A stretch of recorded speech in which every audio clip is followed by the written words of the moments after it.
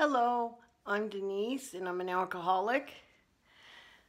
I wanted to get on and just share a little bit as I do in a meeting of recovery.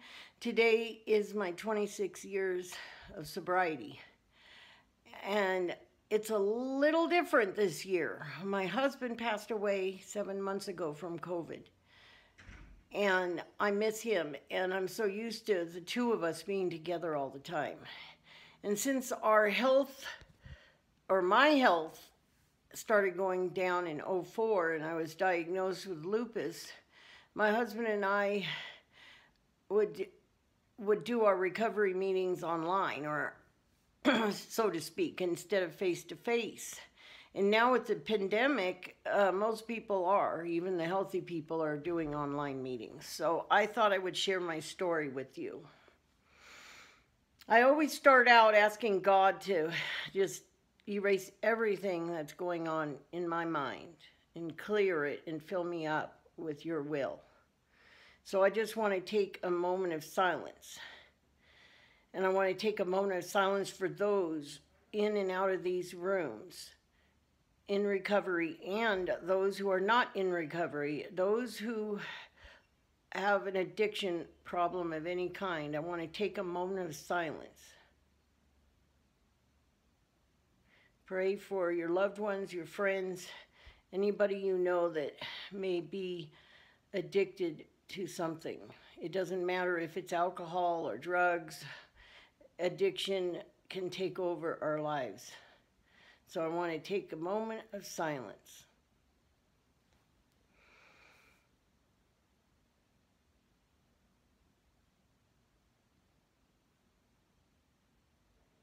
God, grant me the serenity to accept the things I cannot change, the courage to change the things I can, and the wisdom to know the difference. Amen. Excuse me, sorry about that. I am truly grateful to God. 26 years ago, yesterday, August 13th, I was in a park. I was trying to die. I hated myself. I did not have a God. I did not believe in God. I wasn't raised with a God. I just let it all out in the park. Just put it that way. And I was drunk too.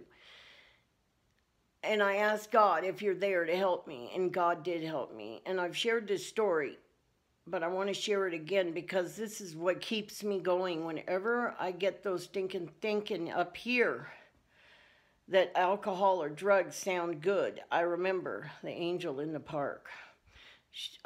I was crying, and she saw me banging my head on a tree, slitting my wrists. I was completely whacked. I mean, alcohol and drugs just took over me.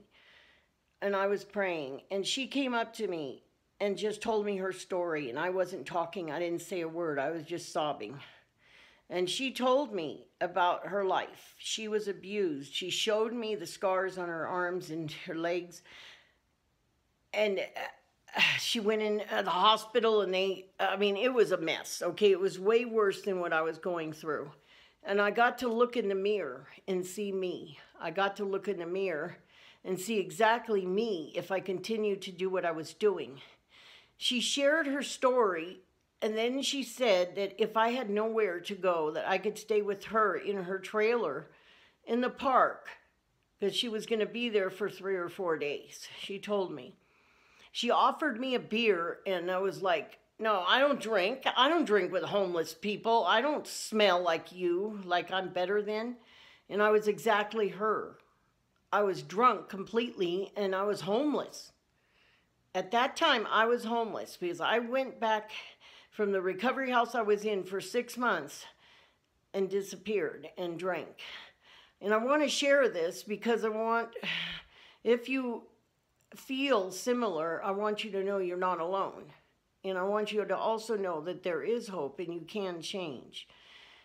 I was sober for 6 months in a recovery house, but I just didn't believe I was an alcoholic. I just didn't want to be. I just didn't want to be like you guys that are sober. I didn't want to.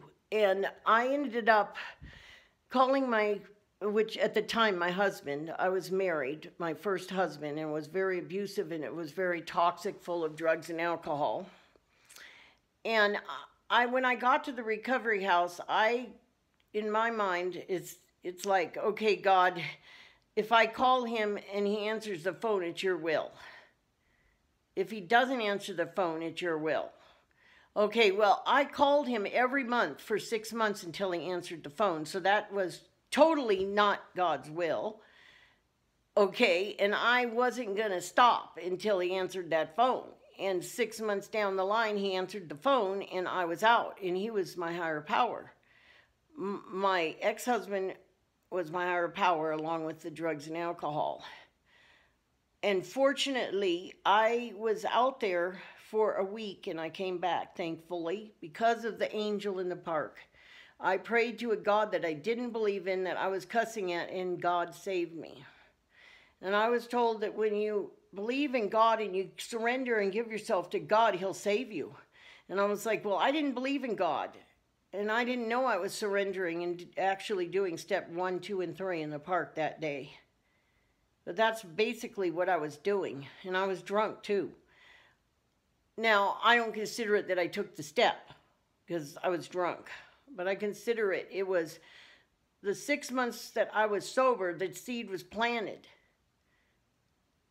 And I got sick and tired of who I was and what I was doing.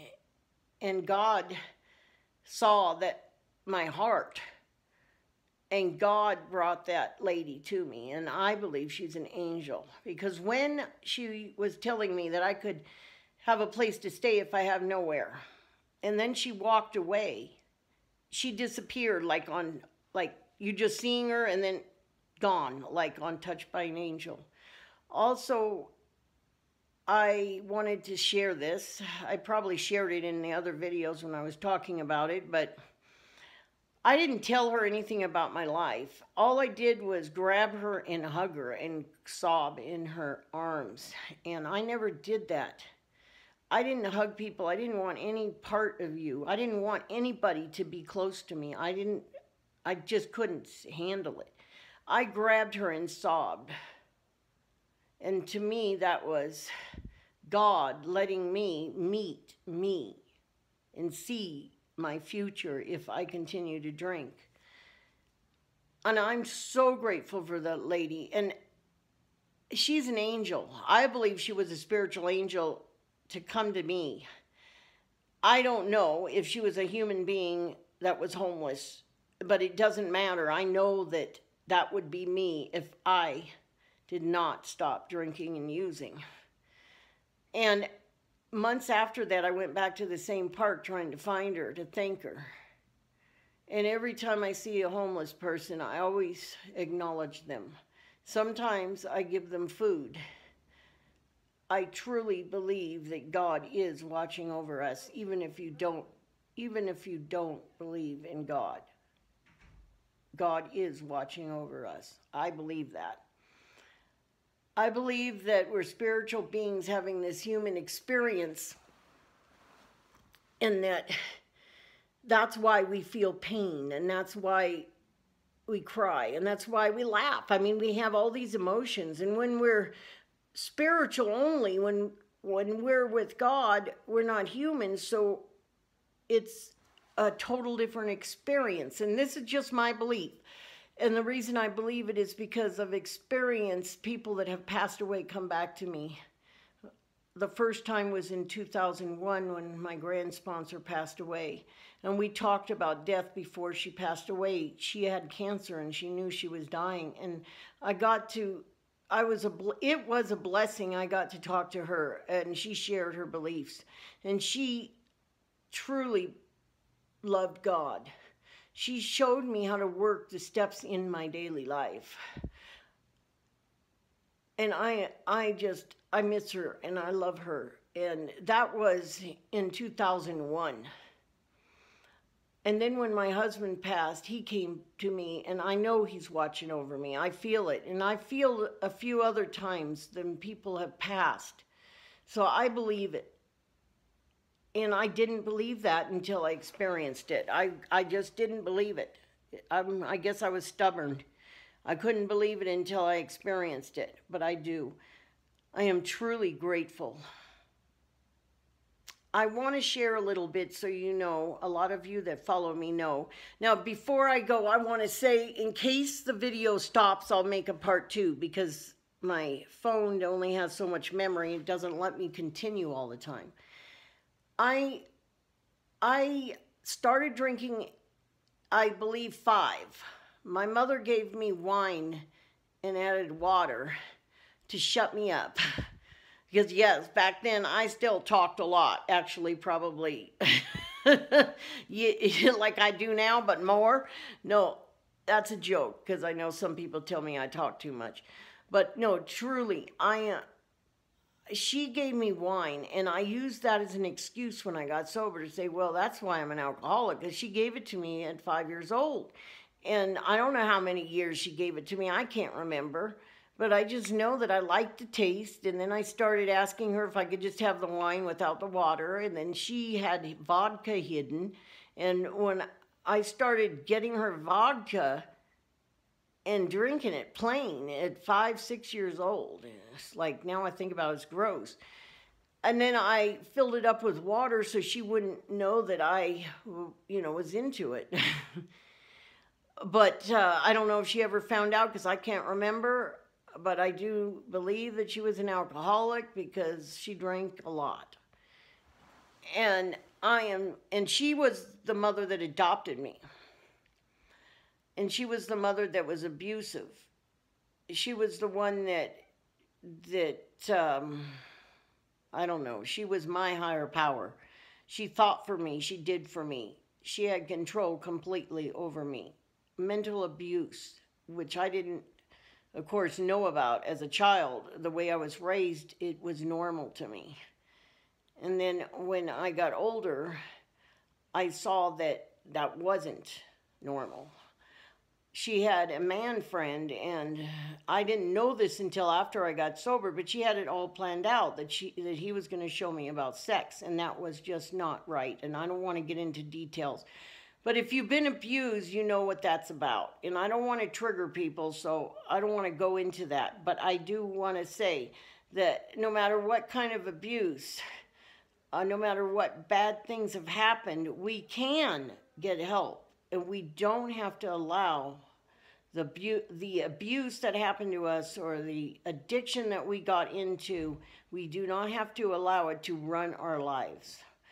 I allowed the abuse to run my life until I was in my 30s.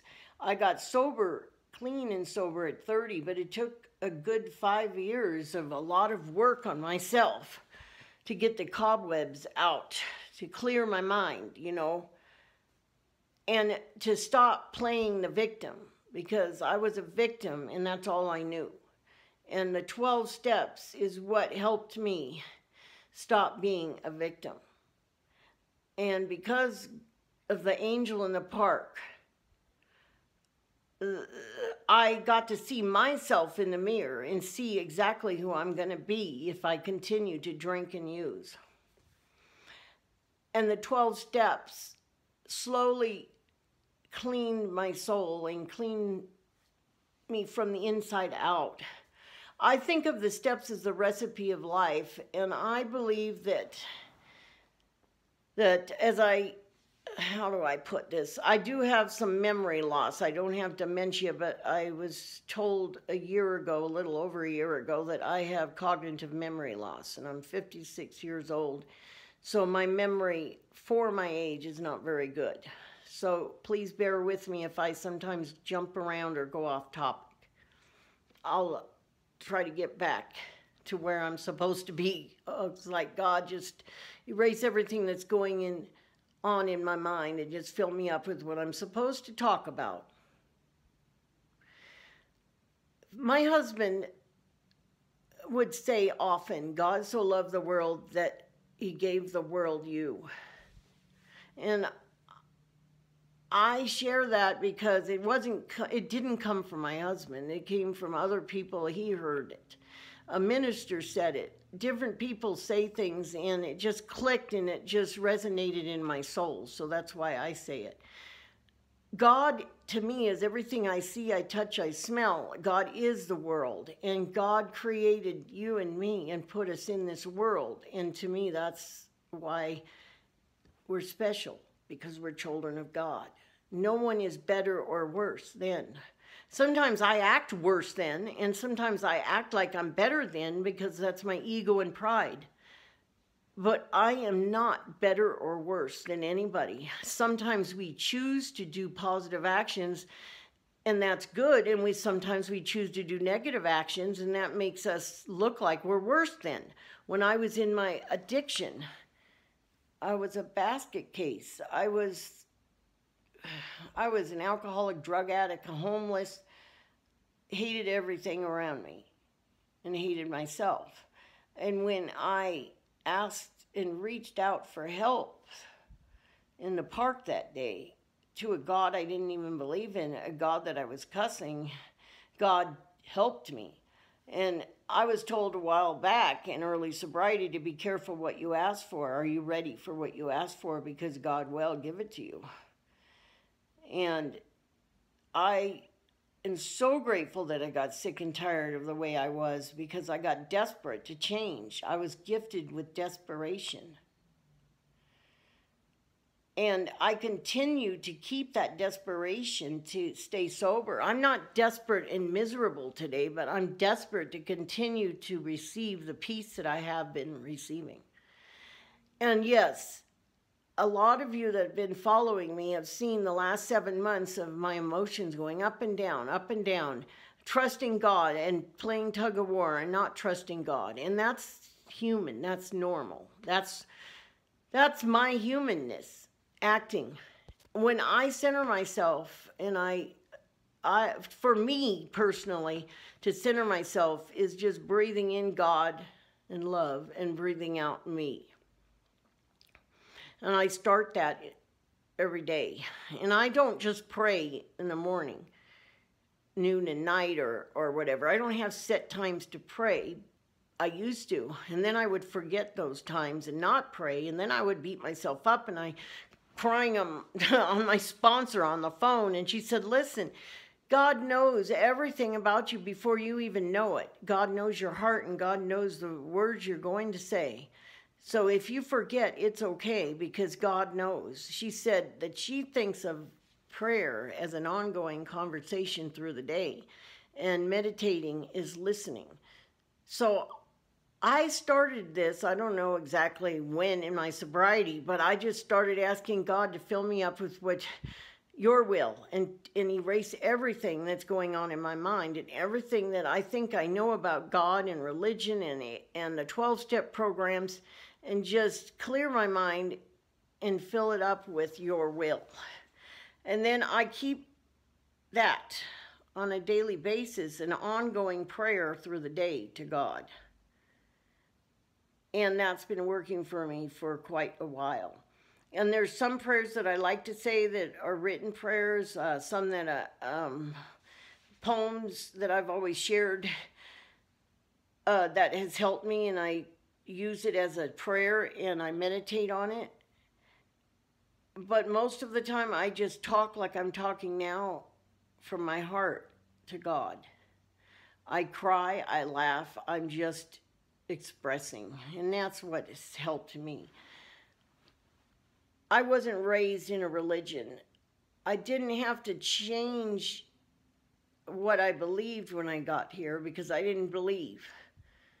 I searched different religions at different times before I got sober. And I had some experiences in some religions that were not good at all, just put it that way. But I found that I believe truly I don't have to look on the outside for God. I don't have to go to a church to find God. I have to dig down deep into my soul, and there is God. I believe that God lives within each and every one of us. And I also believe God is on the outside too. God is everything I see, I touch, I smell. God is the world. And God loved us so much that he put us into his world. So